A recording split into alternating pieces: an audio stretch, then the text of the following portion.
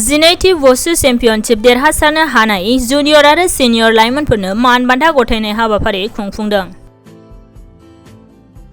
चिरां जिल्ला रुनिखाथानि सिङाव थानाय आस्राबारि श्री बाथौ इंराजि फरायसालिनि बानजायनायाव खुंफुंजानाय चिरां जिल्ला जिनैथि वसु चेम्पियनशिप जुनियर आरो सिनियर थाखोनि बादायलायनाया सानथामनि हाबाफारिजों दिनै जोबलांबाय।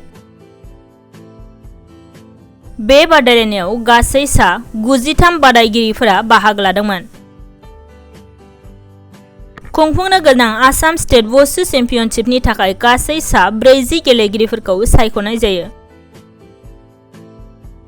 दिनैनि थामथि सानाव वसु चेम्पियनशिप जुनियर आरो सिनियर थाखोनि सायख'जानाय साबसिन गेलेगिरिफोरनो मान बान्था राननाय जायो। बे हाबाफारियाव गाहाय आलासि महरै रुनिखाथा सभाराम बरगयारि फरायसालिमानि गोरायुं बिजित ब्रह्म, चिरां जिल्ला जिथि दुवार दुलाराय बर' फरायसा आफादनि आफादगिरि मृत्युंजय मुसाहारिजों लोगोसे गोबां आलासिफोरा बाहागो लादोंमोन। चिरां जिल्ला वसु आफादनि गाहाय आफादगिरि अशोक कुमार ब्रह्म आरो गोरायुं बिजित ब्रह्मजों लोगोसे मृत्युंजय मुसाहारिया हाबाफारियाव बाहागो लानानै बिबुंथि होयो।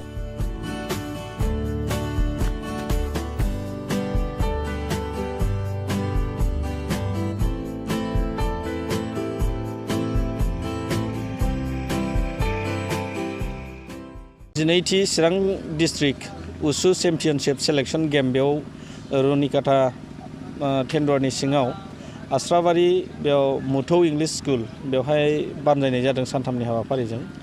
आरो बे जिल्लाजों खुंजानाय बेयो मोनसे हाबाफारि आरो बे गेमनि गेजेरजोंनो स्टेट लेभेलाव गेलेनो थाखाय सेलेक्शन खालामबाय बिथांमोनहा। आङो जायफ्रा सेलेक्ट जाबाय बिथांमोनखौ आं कंग्रेचुलेसन हरो।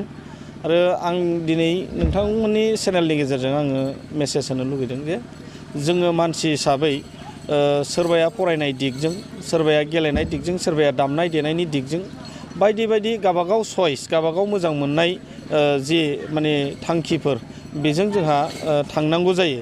बे हिसाबै बेवहाय गेलेनाय जायफोर बाहागो लानाय बिथांमोनहा गेलेनायखौ मोजां मोनो।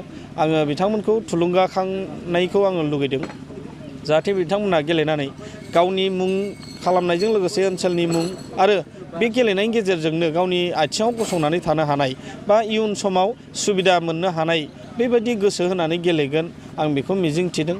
आरो जोंनि ओनसोल हिसाबै जोंहा गोग्लैसोनाय ओनसोल, गोबां बिथिङाव जोंहा जौगानांगौ दं।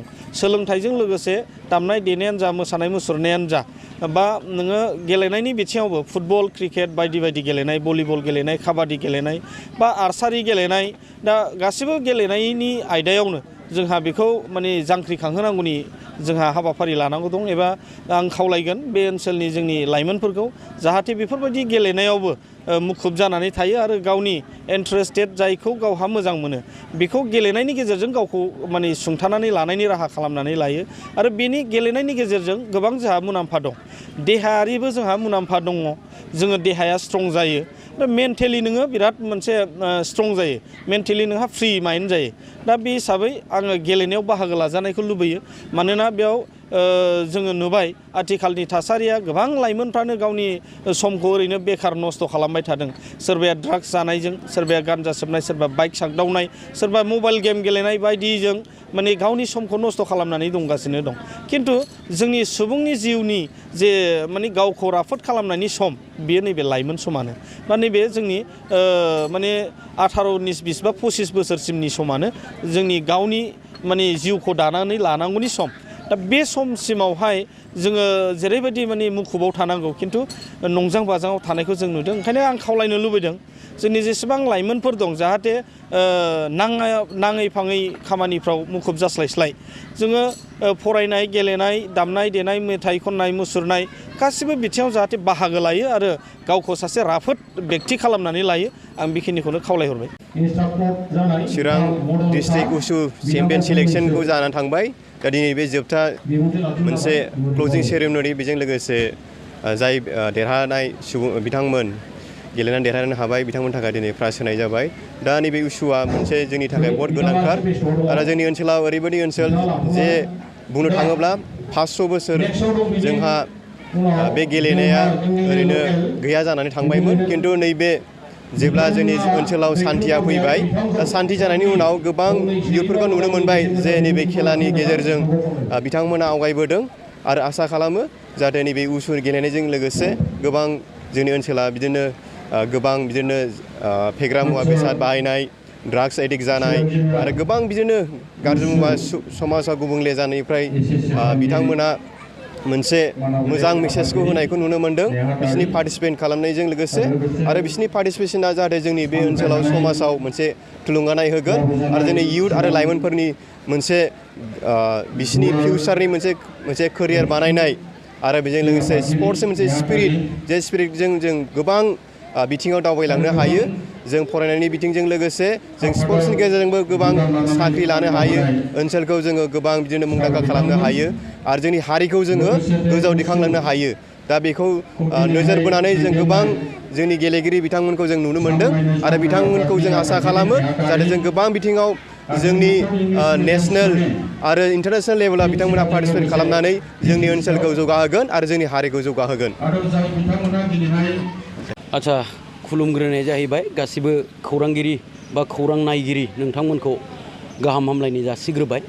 दा दिनै आस्राबारिनि सिङाव थानाय मुथौ इंलिश स्कुलाव सानथामनि हाबाफारि लानानै 12थि उसु चेम्पियनशिप चिरां जिल्ला बियो सानथाम 4 तारिख 5 तारिख आरो 6 तारिख दिनै जोबथा सान बे सानथामनि हाबाफारिया जोबलांबाय। दिनै बेनो जोंनि थाखाय गोग्गाथाव उसु एस'सिएशन आरो चिरां जिल्ला उसु एस'सिएशन आरो मुथौ इंलिश स्कुल मोननैजों ज' लोगो नांनानै जे अर्गानाइज खालामनाय चेम्पियनशिप एबा चिरां डिस्ट्रिक्ट उसु चेम्पियनशिप बेयाव जोङो फैबाय थानाय समाव जे स्टेट उसु चेम्पियनशिप बादायलायनाय जागोन बिनि थाखाय जोङो 40 एबा 40 प्लेयार्सफोरनि बांसिन जोङो स्टेटनि थाखाय रेडि खालामनानै मोननो हाबाय। बेयाव साब जुनियर जुनियर आरो सिनियर बथ बयस आरो गार्ल्स बिथांमोना पार्टिसिपेट खालामसिगोन आरो बे ओनसोलनि गासिबो रायजो राजा आइ आफाफोरा बा गार्जेनफोरा बा प्लेयार्सफोरा जोंनि गोबां खना खनला थानाय उसु एस'सिएशननि इउनिटफोरा दिनै गोबां 100 बा 100निख्रुइ बांसिन जे प्लेयार्सफोर पार्टिसिपेट खालामफैनानै बिथांमोना साक्सेस खालामहोबाय बिनि थाखाय बयनोबो आं धन्यबादखौ होबाय गोजोननायखौ जासिबाय।